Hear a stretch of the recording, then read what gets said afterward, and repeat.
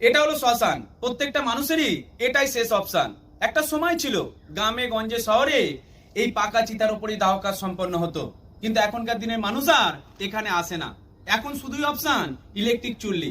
তার কারণ হলো এখানে এলে লোকবল বেশি লাগে, টাকা অধিক খরচা হয়, সবচেয়ে বেশি হলো সময়টা বেশি অপচয় হয়। মানুষ এখন বুঝে গেছে মাত্র 1 ঘন্টায় 1000 টাকা খরচা করলে দাহ কাজ সম্পন্ন হয়ে যাবে। সেই কারণেই মানুষ এই সকল শ্মশানগুলোতে আর আসতে চায় না। দেখবে সব জায়গাতে এই সকল শ্মশান এখন মরুভূমির মতো পড়ে রয়েছে।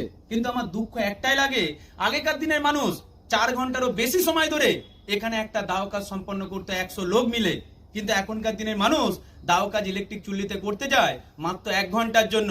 তাতেও বারবার খোঁজ নেয় লাইনটা কি এগিয়েছে, বডিটা পুড়তে আর কতক্ষণ সময় লাগবে। এটাই সবচেয়ে বেশি দুঃখজনক হয়ে গেছে। আসলে আমাদের সময়ের মানুষগুলো মনে করে পয়সা থাকলে ভগবানকেও কিনে নেবে, শ্মশানে গিয়ে লাভ কি হবে। কিন্তু আগেকার দিনের মানুষ ভক্তি ভরে কোনো একটা মানুষকে পুণ্য অর্জনের আশায় দাহ কাজ করতে আসতো বলেই তারা আজও ভালো করে শান্তিতে বাঁচতে পারছে। কিন্তু বর্তমান দিনে মানুষের মধ্যে দুঃখ কষ্ট একটু একটু করে বেড়েই যাচ্ছে, এটাই সত্যি।